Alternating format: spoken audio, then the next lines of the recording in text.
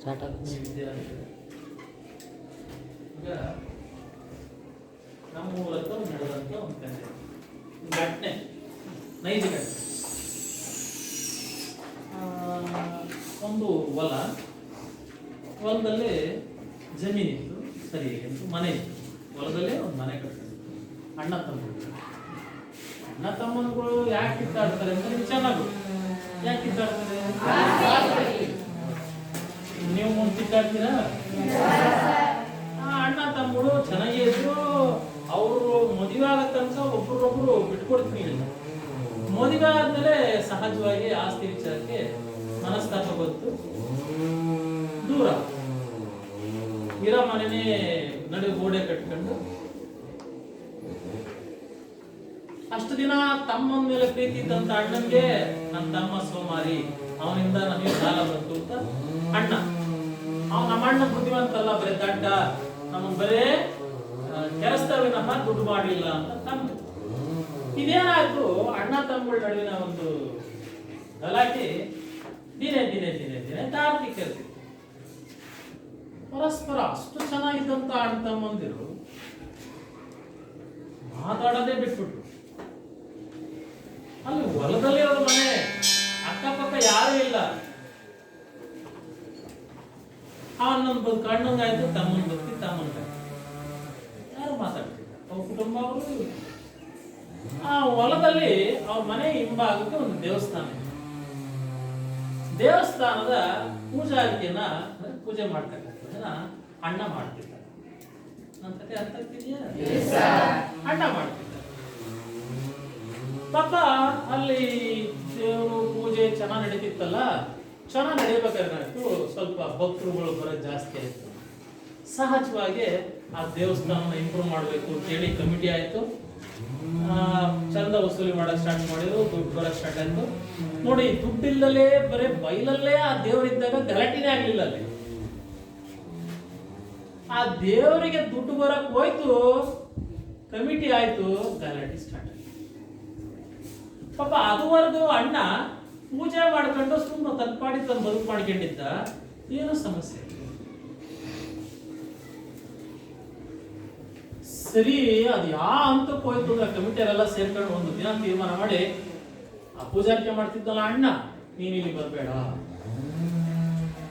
ಅಪ್ಪ ಇಷ್ಟ ದಿನ ಪೂಜೆ ಮಾಡ್ಕೊಂಡಿದ್ದಾನೆ ಅವನು, ನೀನ್ ಇಲ್ಲಿ ಬರ್ಬೋಡು ಅಂತ ಗಲಾಟಿದ್ರು. ಪಾಪ ಅಣ್ಣನಿಗೆ ಬಹಳ ನೋವಾಗ್ಬಿಟ್ಟು. ಪಾಪ ಅದು ಆಂಜನೇಯ ಹೇಳಿ ಕೇಳಿ ಆಂಜನೇಯ ಸ್ವಾಮಿ ಅದನ್ನ ಬಿಟ್ಟು ಬರಕ್ಕಿತ್ತು ನಿಮ್ ಮನಸ್ಸಿಲ್ಲ. ಪರಸ್ಪರ ಮಾತು ಮಾತು ಬೆಳೆದು ಬೆಳೆದು ಬೆಳೆದು ಜಗಳ ಯಾಂತಕ್ಕೆ ಹೋಯ್ತು, ವಿಕೋಪಕ್ಕೆ ಹೋಯ್ತು. ವಿಕೋಪಕ್ಕೆ ಹೋಗಿ ಅಲ್ಲೊಂದು 4 ಜನ ಕುಡಿ ಹುಡುಗರು ಬಂದು ಕುಡಿದಿದ್ರೇನು ಹಣ್ಣನ್ನು ಹಿಡ್ಕೊಂಡು ಹೊಡಿತಾ ಇದ್ದಾರೆ. ಅಣ್ಣನನ್ನ ಹಿಡ್ಕೊಂಡು ಹೊಡಿತಾ ಇದ್ದಾರೆ, ಕಳ ಹಾಕೊಂಡು ಕುಳಿತಿದ್ದಾರೆ. ಪಾಪ ಇದನ್ನ ನೋಡ್ದ ತಮ್ಮ, ಮಾತಾಡೋದ್ ಬಿಟ್ಟು ವರ್ಷ 2 ವರ್ಷದ ಮೇಲೆ ಆಯ್ತು. ಈಗ ಅಣ್ಣನ್ನ ಕಣ್ಣು ಮುಂದೆನೆ ಕುಳಿತಿದ್ದ. ಅವ್ನು ಏನ್ ಅನ್ನಿಸ್ತಾ ಏನೋ, ಅಲ್ಲೇ ಇದ್ದಂತ ಒಂದು ಎಡಮಟ್ಟೆ ತಾಂಡ ಓಡ್ದ. ವಾಡಿತಿದ್ದರಿಗೆ ಇವ್ರು ತಿರ್ಸ್ಕೊಡ್ದ. ಅಣ್ಣನ ಮೇಲೆ ಎತ್ಕೊಂಡ ಇಬ್ರು ಪರ್ವ ನಿಂತ್ಕೊಂಡ್ರು, ಅವ್ರನ್ನ ಹಿಮ್ಮೆಟ್ಸಿದ್ರು. ಅರ್ಥ ಆಯ್ತು? ಈಗ ಅರ್ಥ ಆಯ್ತಾ?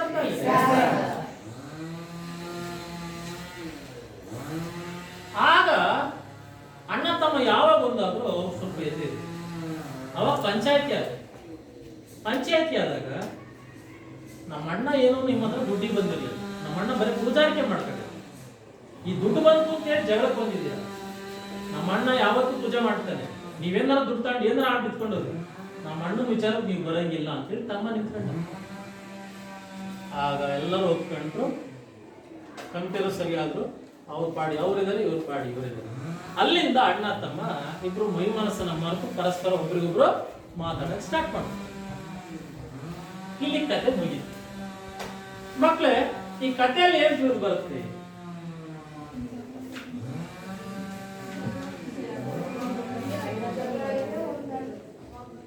ಅಲ್ಲ,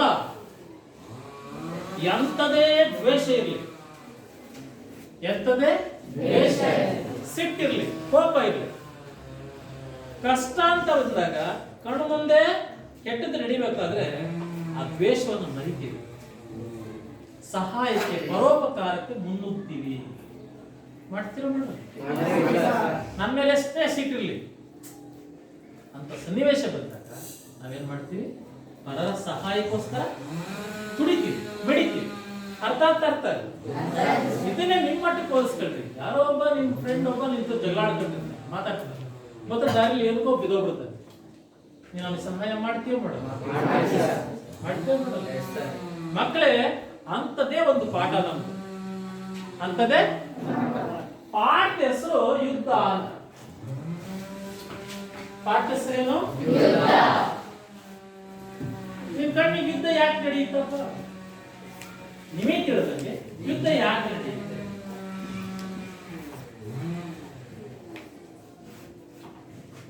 ಯುದ್ಧದ ಬಗ್ಗೆ ಗೊತ್ತೇ ಇಲ್ವಾ? ಯುದ್ಧ ಯಾಕೆ ನಡೆಯುತ್ತೆ? ಆಸ್ತಿಗೋಸ್ಕರ ಯುದ್ಧ ನಡೆಯುತ್ತೆ. ನೋಡ್ಲಾ, ಅದನ್ನ ಗಲಾಟೆ ಅಂತೀವಿ, ಒಂದು ಕದನ ಅಂತೀವಿ, ಜಗಳ ಅಂತೀವಿ. ಯುದ್ಧ ಅಂದ್ರೆ ದೊಡ್ಡ ಮಟ್ಟದ ದೇಶಕ್ಕೋಸ್ಕರ. ಅಲ್ಲಿ ದೇಶ ಅಂದ ತಕ್ಷಣ ಭೂಮಿ ಬಂದ್ಬಿಡುತ್ತೆ. ಗಡಿ ತಟ್ಟೆಗೋಸ್ಕರ ಯುದ್ಧ ನಡೆಯುತ್ತೆ. ಇಲ್ಲಿದ್ದಂತ ನಮ್ದು, ಇಲ್ಲಿದ್ದಂತ ಈ ಗಡಿ ದಾಟ್ ಬಳಿ ಬಂದಿಯಾ ಹಾಕಿಸ್ಕೊಡು ಅಲ್ಲೇ ಹೋಗಂತಿರ್ತಾರೆ. ಒಂದು ಗಡಿ ತಂಟೆಗೋಸ್ಕರ ಯುದ್ಧ ನಡೆಯುತ್ತೆ. ಇನ್ಯಾಕೆ ಯುದ್ಧ ನಡೆಯುತ್ತೆ? ನೀರು ಸರ್. Very good sir. ನೀರಿಗೋಸ್ಕರ. ಹೌದು, ತಮಿಳುನಾಡು ಕರ್ನಾಟಕ ನಡೆಯುವ ಇವತ್ತು ಗಲಾಟೆಗಳಾಗ್ತವೆ. ಇದ್ರ ಕಾರಣನೇ ನೀರು. 2 ಪಾಯಿಂಟ್ ಆಗೋದು. 3 ಪಾಯಿಂಟ್ ಬಂತಲ್ಲಪ್ಪ ಅಲ್ಲೇ ಗುಂಪಾಗಿ ಉತ್ತರಾಡ್ಬಾರ್ದು. ಯಾವ ತರ ರಾಜಕೀಯ? ಕಾಂಗ್ರೆಸ್.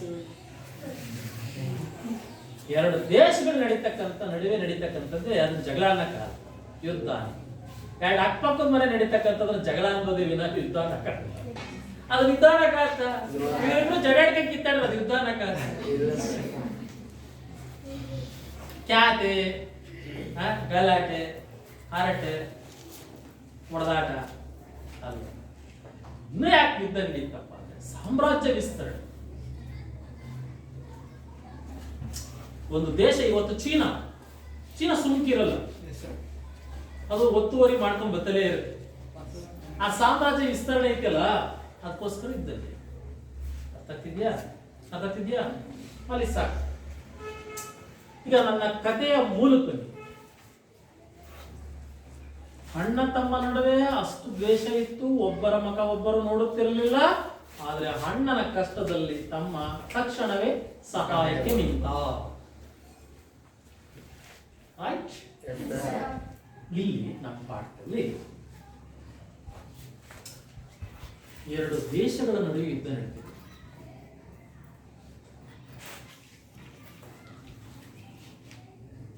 ಎರಡು ದೇಶಗಳ ನಡುವೆ ಯುದ್ಧ ನಡೀತದೆ. ಆ ಯುದ್ಧ ನಡೆದಾಗ ಸಾವು ನೋವು ಸಹಜ ಅಲ್ಲೇನಪ್ಪ? ಅಲ್ಲಿ ಒಬ್ರು ಸತ್ರು ಇಬ್ರು ಸತ್ರು ಅಂತ ಹೇಳಕ್ ಬರಲ್ಲ ಅಲ್ಲೇನಪ್ಪ? ಆ ಸತ್ತಂತವರ ಶವ ಸಂಸ್ಕಾರ ಜೊತೆಗೆ ಆ ಯುದ್ಧದಲ್ಲಿ ಕೈ ಕಾಲು ತೊಂದರೆಗೆ ಒಳಗಾದಂತವರಿಗೆ ಸಹಾಯ ಚಿಕಿತ್ಸೆ ಮಾಡ್ಬೇಕ ಬೇಡ? ಮಾಡ್ಬೇಕ ಬೇಡ? ಅದು ಶಸ್ತ್ರಚಿಕಿತ್ಸೆಯೋ ಶಾಸ್ತ್ರ ಚಿಕಿತ್ಸೆಯೋ?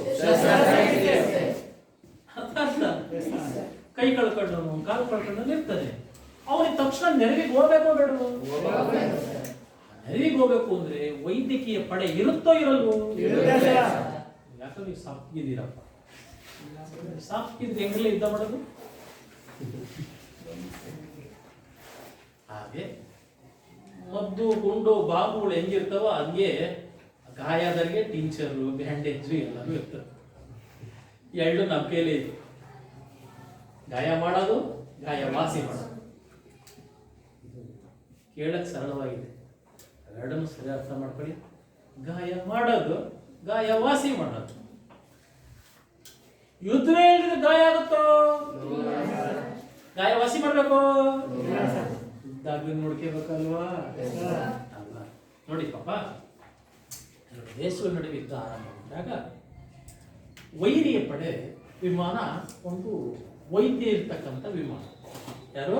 ವೈದ್ಯ. ವೈದ್ಯ ಅಂದ್ರೆ ಯಾರು? ಅವನೇನ್ ಮಾಡಿದಾನೆ, ತನ್ನ ಜೊತೆಯಲ್ಲಿ ಸಾಕಷ್ಟು ಶಸ್ತ್ರಚಿಕಿತ್ಸಾ ಪೆಟ್ಟಿಗೆಯನ್ನ ತನ್ನ ಜೊತೆಯಾಗಿ ಇಟ್ಕೊಂಡು ವಿಮಾನದಲ್ಲಿ ಪ್ರಯಾಣ ಮಾಡ್ತಿದ್ದಾನೆ. ಯಾಕೆ ಪ್ರಯಾಣ ಮಾಡ್ತಿದ್ದಾನೆ? ತನ್ನ ಕಡೆ ಆಗಿರ್ತಕ್ಕಂತಹ ಸಾವು ನೋವು, ಆ ನೋವಿಗೆ ಚಿಕಿತ್ಸೆ ಕೊಡೋಕ್ಕೋಸ್ಕರ ಅವನೇನ್ ಮಾಡ್ತಿದ್ದಾನೆ, ಆ ವಿಮಾನದಲ್ಲಿ ಹೋಗ್ತಾನೆ. ನೋಡಿ ವಿಧಿ ಹೇಗಿದೆ. ಆ ದಿನ ಪ್ರಕೃತಿ ವಿಕೋಪ, ದಟ್ಟವಾದಂತ ಮೋಡ, ಕಪ್ಪು ಮೋಡ, ಕತ್ತಲೆಯ ಮೋಡ, ಜೋರು ಗಾಳಿ, ಜೊತೆಗೆ ಮಳೆ. ಅರ್ಥ ಆಗ್ತಿದೆಯಾ? ಸಖತ್ ಗಾಳಿ, ಅದ್ರ ಜೊತೆಗೆ ಮಳೆ. ಹೀಗಿದ್ದಾಗ ವಿಮಾನ ಏನಾಗುತ್ತೆ, ಅಪಘಾತಕ್ಕೊಳಗಾಗ. ವಿಮಾನ ಅಪಘಾತಕ್ಕೊಳಗಾದಾಗ ಅದರಲ್ಲಿದ್ದಂತಹ ಪೈಲಟ್ ಮತ್ತು ಡಾಕ್ಟರ್ ಇಬ್ರು ಕೂಡ ವಿಮಾನ ಸಿಡಿದ್ಬಿಡ್ತು. ಅಲ್ಲಿದ್ದಂಥವ್ರು ಏನಾದ್ರು ಕೆಳಗೆ ಬಿದ್ರು. ನೋಡಿ ದೇವರ ರಕ್ಷಣಾ ವ್ಯವಸ್ಥೆ ಎಷ್ಟು ಚೆನ್ನಾಗಿದೆ ಅನ್ನೋದು. ವಿಮಾನ ಅಲ್ಲಿ ಅಪಘಾತಕ್ಕೊಳಗಾದ ಉಳಿತಾರ? ನೋಡಿ ಅಲ್ಲಿಂದ ಬಿದ್ದಂತಹ ಡಾಕ್ಟ್ರು ನೀರಿಗೆ ಬಿದ್ದಾಗ ಅಲ್ಲಿಂದ ಬೀಳ್ಬೇಕಾಗಲೇ ನಮ್ಮ ಪ್ರಾಣ ಹೋಗಿರುತ್ತೆ. ಯಾಕೆ ಹೋಗಿರುತ್ತೆ? ಬೈಕ್ಗೋಸ್ಕರ ಪ್ರಾಣ. ಇಲ್ಲೇನಾಗಿದೆ ಪಾಪ, ಡಾಕ್ಟ್ರು ನೀರಿಗೆ ಬಿದ್ದ. ಕತ್ಲೆ ನೀರು, ಕತ್ಲೆ ಕಪ್ಪ ಕಾಣುತ್ತೆ, ಇನ್ನೇನ್ ಕಾಣುತ್ತೆ? ನೀರಿಗೆ ಬಿದ್ದ, ಹೆಂಗೋ ಮೇಲೆ ಬಂದ, ದಡಕ್ ಬರ್ಲಿಲ್ಲ. ನೀರಿಗೆ ಬಿದ್ದ ಮತ್ತಷ್ಟೇ ಬೇಗ ಮೇಲೆ ಬಂದ, ದಡಕ್ ಬರ್ಲಿಲ್ಲ. ನೋಡಿ ದೇವ್ರು ಮುಂದಕ್ಕೆ ಏನ್ ಮಾಡ್ತಾನೆ ಅಂದ್ರೆ, ಆ ಟೈಮ್ ಒಂದು ಮಿಂಚ್ ಬರುತ್ತೆ. ಮಿಂಚಿ ಬಿದ್ದಾಗ ಅನ್ಸುತ್ತೆ, ದಡ ಅಲ್ಲಿದೆ, ಈಜಕ್ಕೆ ಅಂತ ಹೋಗ್ತಾನೆ. ಅವನು ಕಾಲು ಮುರಿದು, ಯಾರು? ಎಂತ ವಿಧಿಯಾಟ. ಅದು ಗಟ್ಟಿ ಉಸಿರು ಮಾಡ್ಕೊಂಡು ಹಾಗಿದ್ದಾಗಲಿ ಈಜ್ದ ಅಲ್ಲಿ ಬೀಳ್ತಕ್ಕಂಥ ಮಿಂಚಿನ ಬೆಳಕೆ ಅವನಿಗೆ ಆಸರೆ. ಆ ಬೆಳಕಿನ ಆಸರೆಯಲ್ಲಿ ಏನ್ ಮಾಡ್ದ, ಬಂದ್ ದಡ ಸೇರಿದ್ಮೇಲೆ ಅವನಿಗೆ ಡೌಟ್ ಸ್ಟಾರ್ಟ್ ಆದ. ದಡ ಸೇರೋ ತನಕ ಅವನಿಗೆ ಏನು ಗೊತ್ತಿಲ್ಲ, ಇದು ನಮ್ಮ ನೆಲವು ವೈರಿಯ ನೆಲವು ಗೊತ್ತೇ ಇಲ್ಲ. ಹಿಂಗಿದೆ ನೋಡಿ. ಬೀಳೋ ತನಕ ಅವನಿಗೇನು ಗೊತ್ತಿಲ್ಲ. ಸರಿ, ದಡಕ್ ಬರೋ ತನಕ ಇದು ನನ್ನ ದೇಶದ ನೆಲವು, ವಿದೇಶದ ನೆಲವು ಅಂದ್ರೆ ಮತ್ತೆ ಜೀವ ಹಿಡ್ಕೋಬೇಕು. ಯಾರು ಬಂದು ಹೊಡೆದಾಕ್ತಾರಪ್ಪ? ಗಟ್ಟಿ ಮನಸ್ಸು ಮಾಡ್ಕೊಂಡು ದಡ ಸಿಕ್ತು. ದಡ ಸಿಕ್ಕಿದ್ಮೇಲೆ ನೋಡ್ತಾನೆ, ತನ್ನ ಕೈಯಲ್ಲಿದ್ದಂಥ ಪೆಟ್ಟಿಗೆ ಯಾವಾಗಲೂ ಗೊತ್ತಾಗ್ತಿದೆಯಾ? ಅವನ ಕೈಯಲ್ಲಿದ್ದೇನು? ಶಸ್ತ್ರಚಿಕಿತ್ಸಾ ಪೆಟ್ಟಿಗೆ. ಈಗ ಎಲ್ಲಿಗೆ ಹೋಗೋದು? ದಡಕೆನ ಬಂದ, ಈಗ ಎಲ್ಲಿಗೆ ಹೋಗೋದು? ದೇವ್ರ ಕೈಯಿಂದ ಇನ್ನೊಂದ್ಸಲಿ ಬರುವಾಗ ಮಿಂಚಿದಾಗ ದೂರದಲ್ಲೊಂದು ಮನೆ ಕಾಡು, ದೂರದಲ್ಲೇ ಬಟ ನನ್ನ ಕಾಲನ್ನ ಎಳ್ಕೊಂಡು ಅಲ್ಲಿಗೆ ಹೋಗ್ತಾನೆ. ಹತ್ತು ಹೋದಂಗೆ ಒಳಗೆ ಒಬ್ಬಳು ಹೆಣ್ಣುಮಗಳು ಹಲ್ವಾ ಜೋರ ಕಿರ್ಚ್ಕೊಂಡ. ಕತ್ಲನಲ್ಲಿ ಒಂಟಿ ಮನೆಯಲ್ಲಿ ಒಬ್ಬಳು ಹೆಣ್ಣುಮಗಳು ಜೋರಾಗಿ ಕಿರ್ಚ್ಕೊಂಡ್ರೆ ನಿಮಗೆ ಹೆಂಗಾಗುತ್ತೆ? ಅರ್ಧ ಜೀವ ಮಧ್ಯೆ ಹೋಯ್ತು.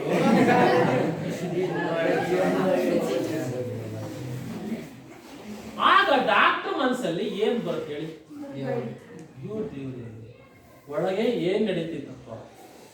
ಯಾವ್ದಾರ ಅಪಾಯಕ್ಕೆ ಸಿಗಾಕೊಂಡಿದಳು ಆ ಹೆಣ್ಮಗಳು, ಇಲ್ಲ ಇನ್ನೂ ಏನೋ ಸಂಭವಿಸ್ತಾ ಇದ್ಲು.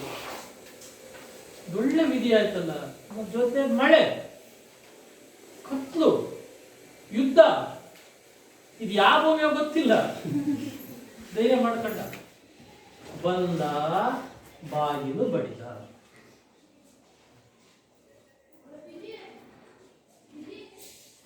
ಒಳಗಿದ್ದಂತ ತಾಯಿ, ಯಾರಪ್ಪ ನೀನು?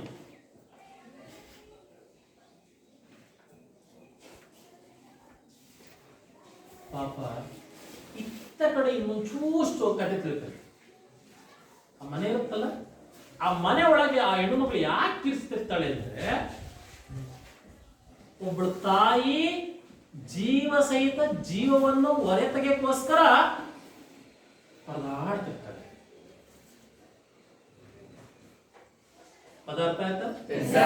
ಒಬ್ಬಳು ಹೆಣ್ಣು ಮಗಳು ತನ್ನ ಗರ್ಭದಲ್ಲಿರ್ತಕ್ಕಂಥ ಮಗುವನ್ನ ಜೀವ ಸಹಿತ ಜೀವ ಕೊಡಲು ಒಂದು ಜೀವ ಒಡೆದಾಡ್ತಿದೆ. ಹೊರಗಡೆ ಏನ್ ನಡೀತಿದೆ? ಜೀವ ತೀಯಕ್ಕೋಸ್ಕರ ನಡೀತಿದೆ.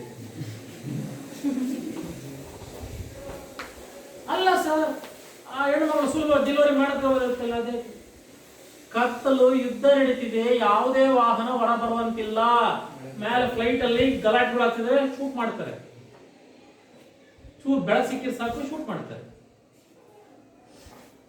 ಅದಕ್ಕೇನ್ ಮಾಡ್ತಾಳೆ? ಬೆಳಕರದು ಸಾಕು ಅಂತ ಜೀವ ಇಟ್ಕೊಂಡು ಒದ್ದಾಡ್ತಿದ್ದಾಳೆ ಒಂದು ಮಗು ಹೊರ ತರಕ್ಕೋಸ್ಕರ. ಹೊರಗಡೆ ಏನ್ ಮಾಡ್ತಿದ್ದಾರೆ ಅವರು? ಜೀವ ತೀಯಕ್ಕೋಸ್ಕರ ಒದ್ದಾಡ್ತಿದ್ದಾರೆ. ಯಾರ್ಯಾರ್ದ ಪಾಠ? ಒಳಗೆ ಜೀವ ಹೊರಗೋಸ್ಕರ ಜೀವ ಕೊಟ್ಟು ಪಣಕ್ಕಿಟ್ಟು ಒದ್ದಾಡ್ತಿದ್ದಾಳೆ ಯಾರು? ಹೊರಗಡೆ ಏನ್ ಮಾಡ್ತಾವೆ? ಜೀವ ತೀಯಕ್ಕೋಸ್ಕರ ಅವ್ರು ಜೀವ ಇಟ್ಟು ಓಡಾಡ್ತಿದ್ದಾರೆ ಅವರು. ನೋಡಿ, ಇದನ್ನೇ ಯುದ್ಧ, ಇದೇ ವಿಪರ್ಯಾಸ. ಯಾರಿಗೆ ಬೇಕು ಆ ಯುದ್ಧ?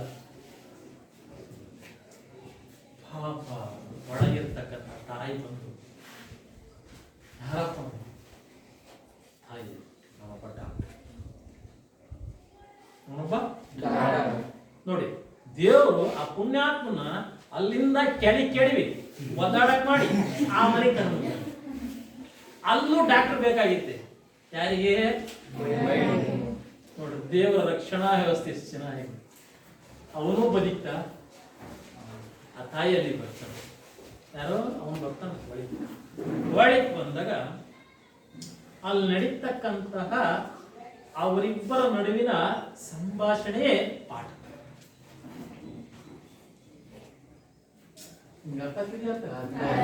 ಪಾಠ ಯುದ್ಧ, ಆದ್ರೆ ಯುದ್ಧದಿಂದ ಆಗ್ತಕ್ಕಂತಹ ಸಾವು ನೋವು ಜೊತೆಗೆ ಆಗ್ತಕ್ಕಂಥ ಪರಿಣಾಮಗಳು. ನಮ್ಮ ಪಾಠ ಎಲ್ಲ ಯುದ್ಧ ಮಾಡಿಸಿನ, ನಾನು ಯಾರ ಜೊತೆ ಓಡಾಡ್ಸಿನ. ಆದ್ರೆ ಯುದ್ಧದಿಂದ ಎರಡು ಕಡೆಗೂ ಸಾವು ನೋವು ಜೊತೆಗೆ ಅವ್ರು ಅನುಭವಿಸ್ತಕ್ಕಂಥ ಯಾತನೆಗಳು. ಯುದ್ಧ ಇಲ್ಲದೆ ಹೋದ್ರೆ ಅವ್ನು ಸ್ವಾಮಿ ಬತ್ತಲೇ ಇರಲ್ಲ, ರಾಹಿಲ್ಲ. ಯುದ್ಧ ವಿಮಾನದಲ್ಲಿ ಬರೋಣ, ಹಂಗೆ ಕೆಳಗೆ ಬೀಳೋಣ, ಕಾಲ್ ಮಾಡ್ಕೊಳ್ಳೋಣ, ಬಚಾವ. ಯುದ್ಧನೇ ಇಲ್ಲದೆ ಹೋದ್ರೆ ಹೆಣ್ಮಗಳು ಪಾಪ ಡೆಲಿವರಿ ಆಗದ, ಅವಳು ಮಗುನು ಉಳಿಯದ. ಅಲ್ವೇನಪ್ಪ? ಅಲ್ವೇನ್ರು? ಈ ಯುದ್ಧದಿಂದ ಯಾರಿಲ್ಲ, ಯುದ್ಧದಿಂದ ಯಾರಿಲ್ಲ.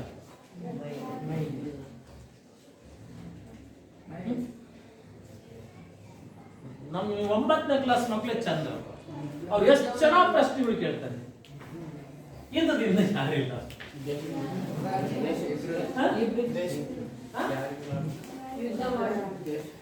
ಯಾರಿಗಪ್ಪಲ್ಲ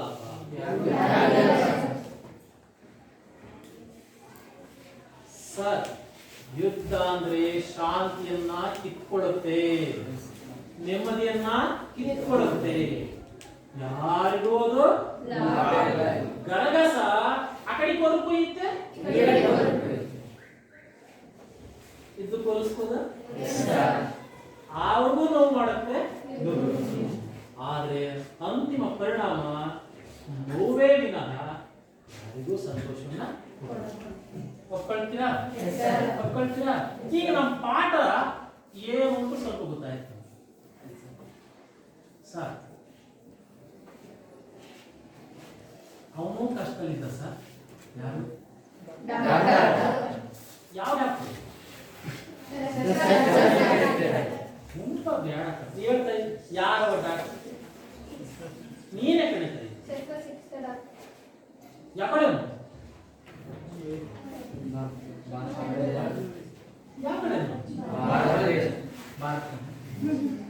ಆ ಕಡೆ ದೇಶ ಇಲ್ಲಿ ಎಲ್ಲೂ ಬರಲ್ಲ, ಭಾರತ ಅಂದಲೂ ಬರಲ್ಲ, ಪಾಕಿಸ್ತಾನ ಅಂದಲೂ ಬರಲ್ಲ, ಆ ಕಡೆ ದೇಶ.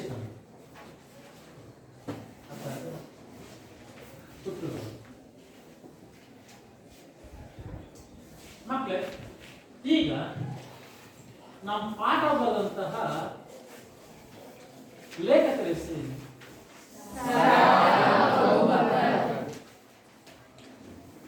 ಇದರ ನಮ್ಮ ಪಾಠದ ಹೆಸರೇನು? ಪಾಠದ ಹೆಸರು ಏನು ಪಾಠ ಹೆಸರು? ಸ್ಪಷ್ಟವಾಗಿ ಹೇಳು. ಯುದ್ಧ. ಹೇಳು. ಏನ್ ಬೆಳೆದು ಮಕ್ಕಳಲ್ಲಿ ಕೇಳ ಬರ್ದಾರ ಲೇ ಕಬೂಕರ್ ಕಣೋ, ಬಾಬುಕರಲ್ಲ.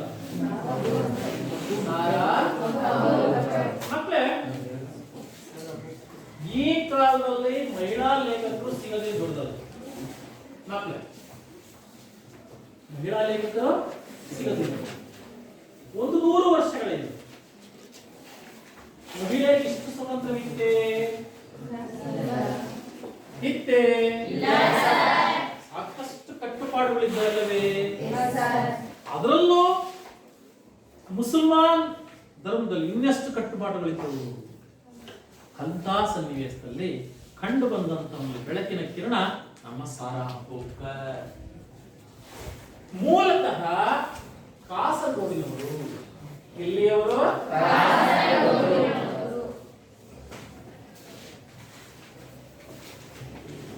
ಒಂದ್ಸರಿ ಆ ಕವಿ ಪರಿಚಯ ನೋಡ್ಕೊಳ್ಳಿ. ಕೃತಿಕಾರರ ಪರಿಚಯ. ಲೇಖಕಿ ಸಾರಾ ಅಬೂಬಕರ್ ಅವರು 30 ಜೂನ್ 1936ರಂದು ಕಾಸರಗೋಡಿನಲ್ಲಿ ಜನಿಸಿದರು.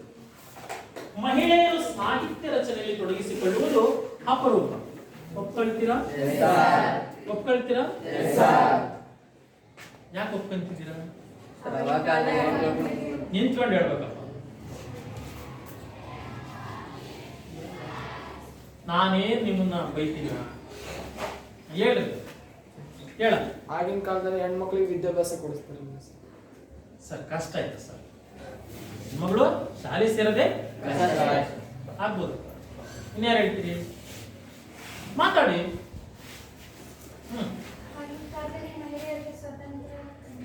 ಸ್ವಲ್ಪ ಸ್ವತಂತ್ರ ಕಡಿಮೆ ಸರ್. ಬಿಗಿ ಕಟ್ಟುಪಾಡು ಈಗಲೇ ಇದಾವಲ್ವಾ? ಒಪ್ಕೊಳ್ತೀರಾ? ಶಾಲೆ 5 ಗಂಟೆ ಬಿಟ್ಟಾಗ ನೀವು 10 ನಿಮಿಷದಲ್ಲೋ 1/4 ಗಂಟೆಲ್ಲೋ ಮನೆಗೆ ಹೋದ್ರೆ ಬಚಾವ್. 1-2 ಗಂಟೆ ಬಿಟ್ಟು ಹೋದ್ರೆ ಬಿದ್ದು ಅಂತಲೇ ಹೋದೆ. ಸರಿ ತಪ್ಪು? ನೀವು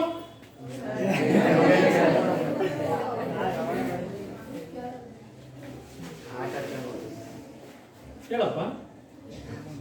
ಇಲ್ಲೇ ವ್ಯತ್ಯಾಸ ಕಾಣ್ತಿದ್ಯಲ್ವಾ? ಕಾಣ್ತಿಲ್ವಾ? ಇದು ಹಾಸ್ಟೆಲ್ ಇದೆ, ಓಕೆ, ಸಂತೋಷ ತಾನೆ. ಈಗ ನಿಮ್ಮೂರಲ್ಲಿ ನಮ್ಮ ಶಾಲೆ ಇದೆ ಅಂತ ಭಾವಿಸ್ತೀನಿ. 5 ಗಂಟೆ ಶಾಲೆ ಬೇಕು. ನೀನು ಮನೆಗೆ ಹೋಗಿ 10 ನಿಮಿಷ ಸಾಕು. ನೀನು 10 ನಿಮಿಷದಲ್ಲಿ ಹೋದ್ರೆ ನೀನು 1/4 ಗಂಟೆ ಆದ್ರೂ ಬರಲಿಲ್ಲ ಅಂದ್ರೆ ನಿಮ್ಮ ಅಮ್ಮದೆಲ್ಲ ಫೋನ್ ಸ್ಟಾರ್ಟ್ ಆಗುತ್ತೆ. ಫ್ರೆಂಡ್ಸ್ ಮನೆ, ನಮ್ಮ ಹುಡುಗಿ ಯಾಕೆ ಬರಲಿಲ್ಲ? ಅವ್ರ ಮನೆಗಿದೆಯಾ ಅಂದ್ರೆ ಬಿಡು, ಅಲ್ಲೂ ಇಲ್ಲ ಅಂದ್ರೆ 1/4 ಗಂಟೆ, ಇನ್ನೊಂದು 1/4 ಗಂಟೆ ಆಯ್ತು. ಎಲ್ಲಿ ಹೊರತು ಫೋನು? ಸ್ಕೂಲ್ಗೆ ಹೊತ್ತು ಫೋನು, ಮೇಸ್ಟಿಗೆ ಹೊತ್ತು ಫೋನು. ಅಲ್ಲ ಆಗ್ಲೇನೆ ಕಳಿಸಿವಲ್ಲ. ಗಾಬರಿ ಸ್ಟಾರ್ಟ್. ತಕ್ಷಣ ನಿಮ್ ತಂದೆಗೆ ಹೊತ್ತು ಫೋನು. 6 ಗಂಟೆ ಆದ್ರೂ ಮಗಳು ಇಲ್ಲ. ಎಲ್ಲಿ ಗೊತ್ತು ಫೋನು? ತಂದೆಯಿಂದ ಸ್ನೇಹಿತರುಗಳಿಗೆ ಗೊತ್ತು ಫೋನು. 7 ಗಂಟೆ ಆದ್ರೂ ಮಗಳು ಕಾಣ್ತಿಲ್ಲ. ತಂದೆಯಿಂದ ಓತು ಸ್ಟೇಷನ್ಗೆ ಫೋನು.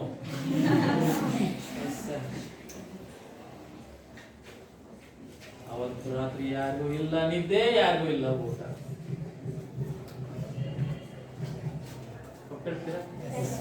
ನೀವು 8 ಗಂಟೆಗೆ ಹೋದ್ರು ಮನೆಗೆ ಹೋದ್ರು ಎಲ್ಲಿಗೂ ಹೋಗಲ್ಲ ಫೋನ್. ಎಲ್ಲೋ ಅಡ್ಡಾಡಕ್ ಹೋಗಿದ್ದೆ, ಎಲ್ಲೋ ತಿನ್ಕೊಂಡು ತಿನ್ಕೊಂಡು ಬರುತ್ತೆ. ಸ್ಟೇಷನ್ ಅಂತೂ ಕಂಪ್ಲೇಂಟ್ ಕೊಡಲ್ಲ. ಆ ಕಂಪ್ಲೇಂಟ್ ಕೊಡೋದೇ ವೇಸ್ಟ್ ಅಂತ ಅವ್ರಿಗೆ ಗೊತ್ತಿರುತ್ತೆ. ನಿಜನಾ? ನಿಜನಾ? ತಮಾಷೆ ಹೇಳಿಲ್ಲ. ಅಲ್ಲೇ ಅರ್ಥ ಮಾಡ್ಕೊಂಡ್ರಿ. ಈಗಲೇ ಇಷ್ಟು ಬಿಗಿ ಇರ್ಬೇಕಾದ್ರೆ ಈಗಲೇ ಇಷ್ಟು 10 ವರ್ಷಗಳು ಹಿಂಗ್ ಹೋಗ್ತಾವ್ರಿ. ಶಾಲೆ ಬರೋದು ಎಷ್ಟು ಕಷ್ಟ ಇತ್ತಲ್ವಾ? ಆಗ ಅವಳು ಮಹಿಳಾ ಲೇಖಕಿ ಇತ್ತು ಅಂದ್ರೆ ನೀವು ಒಪ್ಕೊಳ್ತೀರಾ? ಅಂತ ಕಾಲದಲ್ಲಿ ಇದ್ದಂತ ಮಹಿಳಾ ಲೇಖಕಿ. ಕಾಲ ಯಾವುದು? 1936. ಇನ್ನು 12 ವರ್ಷ ಕಾಲ 100 ವರ್ಷ ಅಲ್ವಾ? ಅದರಲ್ಲೂ ಮುಸಲ್ಮಾನ್ ಲೇಖಕಿ, ಇಸ್ಲಾಂ ಧರ್ಮದವರು. ಎಷ್ಟು ಬಿಗಿಯಾದಂತ ವಾತಾವರಣದಲ್ಲಿ ಒಬ್ರು ಲೇಖಕಿ ಹುಟ್ಟಿದಾರಲ್ವಾ, ಅದಕ್ಕೆ ಹೆಮ್ಮೆ ಪಡೋಣ. ನೋಡ್ರಿ, ಇಲ್ಲೇ ಒಂದು ಮಾರ್ಕ್ಸ್ ಬಂದೋಯ್ತು ನಮಗೆ. ನಮ್ಮ ಪಾಠದ ಲೇಖಕರ ಹೆಸರೇನು? ಧ್ವನಿ ನೋಡ್ರೆ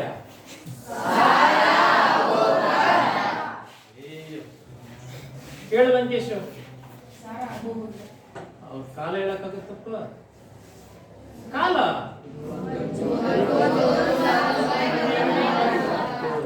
ಈಗಲೇ ಮಾತಾಡಿಯೋದು 12 ವರ್ಷ ಕಳೆದ 100 ವರ್ಷ ಆತ್ತೆ ಅಂತ. ಎಷ್ಟು?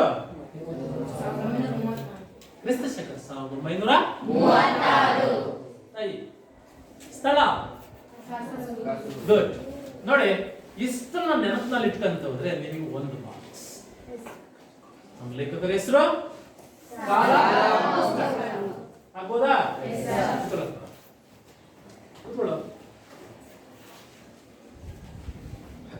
ಮಹಿಳೆಯರು ಸಾಹಿತ್ಯ ರಚನೆಯಲ್ಲಿ ತೊಡಗಿಸಿಕೊಳ್ಳುವುದು ಅಪರೂಪ ಎನ್ನುವ ಸಂದರ್ಭದಲ್ಲಿ ಬರವಣಿಗೆ ಆರಂಭಿಸಿದ ಇವರು ಇಂದು ನಾಡಿನ ಖ್ಯಾತ ಕಥೆಗಾರ್ತಿ ಹಾಗೂ ಕಾದಂಬರಿಗಾರ್ತಿಯಲ್ಲಿ ಜನಪ್ರಿಯತೆ ಗಳಿಸಿದರು.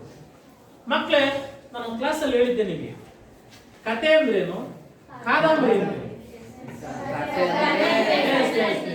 ಯಾರು ಹೇಳ್ತಿರವ? ಕಮ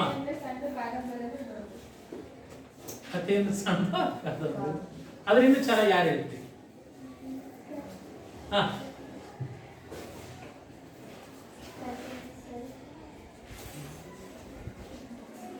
ನೀವು ಅಂಜಬೇಡಿ, ಹೇಳಪ್ಪ. ಕಥೆಯನ್ನ ಸಣ್ಣದಾಗಿ ವಿಶ್ಲೇಷಣೆ ಮಾಡ್ತೀವಿ, ಇದು ಕಾದಂಬರಿನ ದೊಡ್ಡ ರೀತಿಯಲ್ಲಿ ವಿಶ್ಲೇಷಣೆ. ಕಥೆ ಅಂದ್ರೆ ಒಂದು ಒಂದು ಒಂದು ಓದಿನಲ್ಲಿ ಹೇಳ್ಬೋದು. ಕಾದಂಬರಿ ಹೇಳಕ್ಕಾಗತ್ತ? ಕಾದಂಬರಿ ಏನ್ ಹೇಳಕ್ಕಾಗತ್ತ? ಅದಕ್ಕೆ ನಾನು ದೇವಸ್ಥಾನ ಪ್ರಸಾದ ಹೋಲಿಸಿದ್ದೆ. ಕೈ ಕೊಡ್ತಕ್ಕಂತ ಪ್ರಸಾದ ಕಥೆ ಒಂದು ಗುಟ್ಕಿಗೆ ಹೋಗ್ಬಿಡುತ್ತೆ, ಮುಗಿಸ್ಬಿಡುತ್ತೆ. ಅದೇ ದೇವಸ್ಥಾನ ಹಿಂಭಾಗದಲ್ಲಿ ಆಗ್ತಕ್ಕಂಥ ಊಟ ಕಾದಂಬರಿ. ಕಾದಂಬರಿ ಅರ್ಥ ಐತೆ? ಕಾದಂಬರಿಗಾರ್ತಿಯಾಗಿ ಜನಪ್ರಿಯತೆ ಗಳಿಸಿದರು. ಚಂದ್ರಗಿರಿಯ ತೀರದಲ್ಲಿ ಸಹನ, ಕದನ ವಿರಾಮ, ವಜ್ರಗಳು, ಸುಳಿಯಲ್ಲಿ ಸಿಕ್ಕವರು, ತಳಮಡದ ದೋಣಿಯಲ್ಲಿ ಮೊದಲಾದವು ಇವರ ಪ್ರಮುಖ ಕಾದಂಬರಿಗಳು. ಚಪ್ಪಲಿಗಳು, ಕೆಡ್ಡ, ಅರ್ಧರಾತ್ರಿಯಲ್ಲಿ ಹುಟ್ಟಿದ ಕೂಸು, ಪಯಣ. ಇದನ್ನ ಪೆನ್ಸಿಲ್ ಅಲ್ಲಿ ಅಂಡರ್ಲೈನ್ ಮಾಡಿ.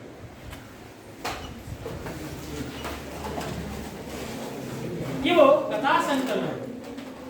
ಇವರ ಸಾಹಿತ್ಯ ಕೃಷಿಗಾಗಿ ಅನೇಕ ಪ್ರಶಸ್ತಿಗಳು ಹಾಗೂ ಕನ್ನಡ ಸಾಹಿತ್ಯ ಪರಿಷತ್ತಿನ ನೃಪತುಂಗ ಪ್ರಶಸ್ತಿ, ಕರ್ನಾಟಕದ ಸಂಸ್ಕೃತಿ ಚಿಂತಕರಲ್ಲಿ ಇವರು ಒಬ್ಬರು.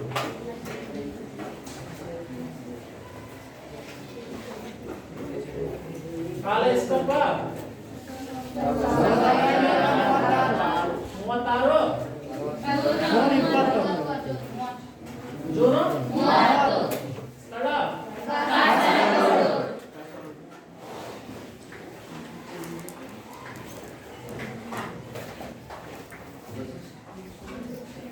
ಇವರ ಕೃತಿಗಳನ್ನು ಪಟ್ಟಿ ಮಾಡೋಣ.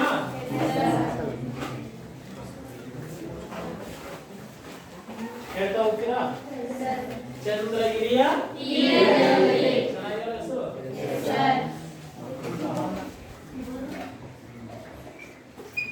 ಆಮೇಲೆ ಸಹನನ ಆಮೇಲೆ ಕದನ ಆಮೇಲೆ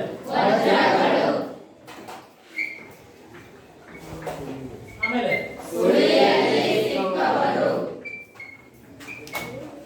ಸುಳಿಯಲ್ಲಿ ಸಿಕ್ಕವರು, ಆಮೇಲೆ ಏನಪ್ಪ?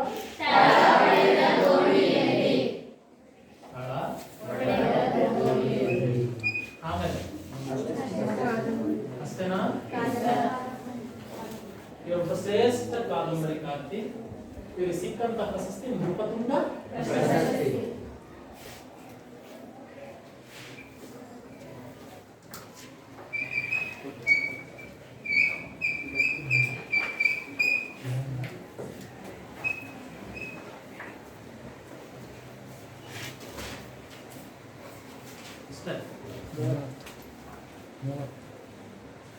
ಇಲ್ಲಿ ಕೇಳಿ ಈಗ ಬರ್ಕಣ ಬೇಡ, ಫಸ್ಟ್ ಇಲ್ಲಿ ಬರ್ತಾರೆ ಆಮೇಲೆ ಅಲ್ಲಿ ಬರ್ತಾರೆ.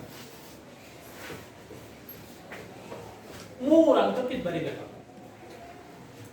3 ಅಂಕಕ್ಕೆ ನಾನೀಗ ಹಿಂಗ್ ಬರ್ದಿನಲ್ಲ ಹಂಗ್ ಬರೋದು 3 ಅಂಕಕ್ಕೆ ರೆಡಿ ಆಗುತ್ತಾ? ನಾವ್ ಹೆಂಗ್ ಬರಿಬೇಕು? Very good. ಯಾವ ರೂಪದಲ್ಲಿ ಬರಿಬೇಕು? ವಾಕ್ಯ ರೂಪದಲ್ಲಿ ಬರಿಬೇಕು ಅಂದ್ರೆ ನಾವು ಮೊದಲ ವಾಕ್ಯವನ್ನು ಹೇಗೆ ಆರಂಭಿಸಬೇಕು? ಫಸ್ಟ್ ನಿಮ್ ತಲೆ ಕೆಲಸ ಕೊಡಿ. ನಾವು ಫಸ್ಟ್ ಅವರ ಆರಂಭದಲ್ಲೇ ನೋಡಿದ್ದೀವಿ, ಅಂತ ಕಾಲದಲ್ಲಿ ಸಿಕ್ಕಂತಹ ಲೇಖಕಿ ಅಂತ. ಅಷ್ಟೇ ಅಲ್ಲ, ಶ್ರೇಷ್ಠ ಕಾದಂಬರಿಕಾರ್ತಿ ಅಂತ ಹೇಳಿದ್ದೀವಿ. ಈಗ ಮೊದಲ ವಾಕ್ಯನ ನೀವು ರಚನೆ ಮಾಡಿ. ಹೆಂಗ್ ಹೇಳ್ಬಹುದು? ಫಸ್ಟ್ ವಾಕ್ಯ ಹೆಂಗ್ ಬರೀಬಹುದು? ಸರ್ ಆಬೋಕರ್ ಕಾಸರಗೋಡಿನಲ್ಲಿ ಹುಟ್ಟಿದಾರಂತ ಬರೀತೀರಾ? ಮೊದಲ ವಾಕ್ಯವನ್ನು ಹೇಗೆ ಬರೀತೀರಾ?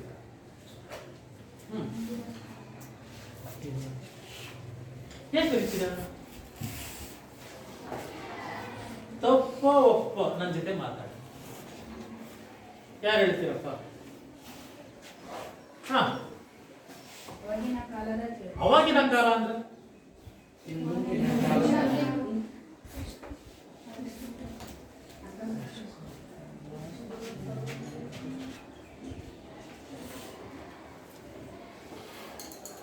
ಹೇಗೆ ಆರಂಭಿಸ್ತೀರಾ?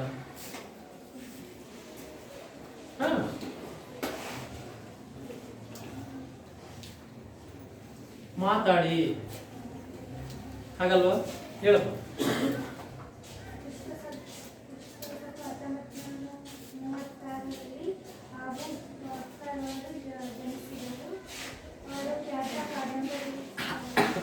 ಮೊದಲ ವಾಕ್ಯವನ್ನೇ ಭಿನ್ನವಾಗಿ ಹೇಳಿ. ಅವ್ರು ಹೇಳ್ದಂಗೆ ಇನ್ನೊಬ್ರು ಹೇಳಬೇಡ, ಪ್ರಯತ್ನ ಪಡಿ. ಇದಳು ಸುಮ್ಮನೆ ಕುತ್ಕೋಬೇಡ.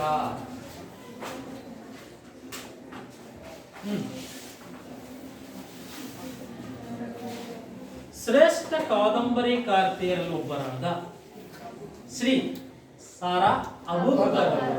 ಚೆನ್ನಾಗಿದೆಯಾ? ಅದೇ ತರ ಬೇರೆ ರೂಪದಲ್ಲಿ ಮಾಡಿ ನೋಡೋಣ.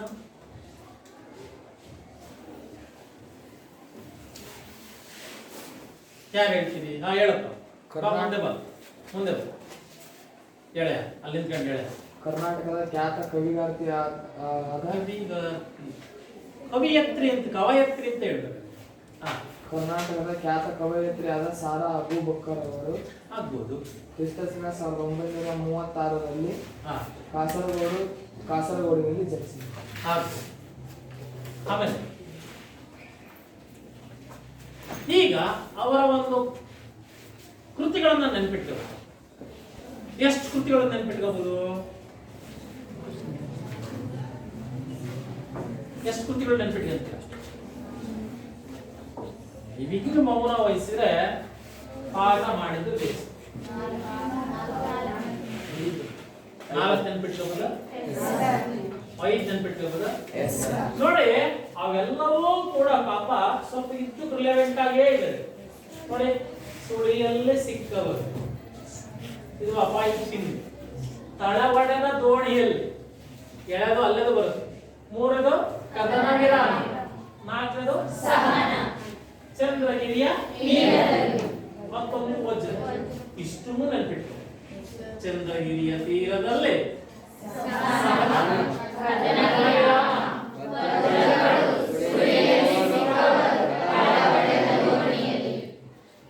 ಅವ್ರು ಸಿಕ್ಕಂತ ಒಂದು ಪ್ರಶಸ್ತಿ ನೃಪತುಂಗ ಪ್ರಶಸ್ತಿ. ನೃಪತುಂಗ ಅಂತ ಹೆಸರು ಕೇಳಿದ್ದೀರಾ? ಎಲ್ಲಿ ಕೇಳಿದ್ದೀರಾ? ಇತಿಹಾಸದಲ್ಲಿ ಬರ್ತಾನೆ.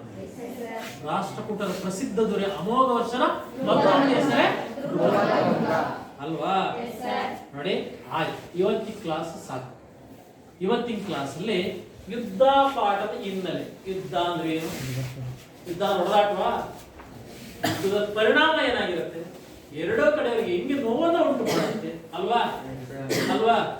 ಅಂತ ಸನ್ನಿವೇಶದಲ್ಲಿ ಸಂಕಷ್ಟಕ್ಕೊಳಗಾದವರು ವೈಮನಸ್ಸನ್ನ ಮರೆತು ಹೇಗೆ ಸಹಾಯಕ್ಕೆ ಮುನ್ನುಗ್ತಾರೆ ಅಲ್ವಾ? ಆ ಬರೆದಂತ ಪಾಠದ ಲೇಖಕರು ಯಾರು? ಕಾಲ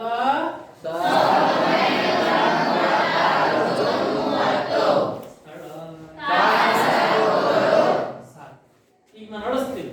ಅಳಿಸಿದಾಗ ಕೇಳಿ ಹೇಳ್ತೀರಾ? ರೆಡಿ ಇದ್ದೀರಾ? ನೀ ಕಣ್ಣು ಮುಚ್ಕೊಳ, ಕಣ್ಣು ಮುಚ್ಕೊಳ, ಕೈ ಕಟ್ಟ. ಹೇಳ ಈಗ ನಮ್ಮ ಲೇಖಕರ ಹೆಸರು ಹೇಳ.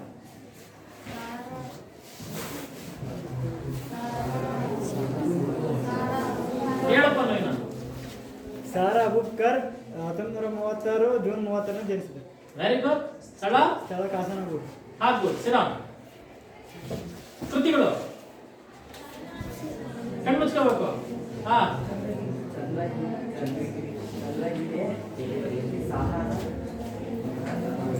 ಚಂದ್ರಗಿರಿಯ ತೀರದಲ್ಲಿ ಸಹನ ಗಗನ ವಿರಾಮ.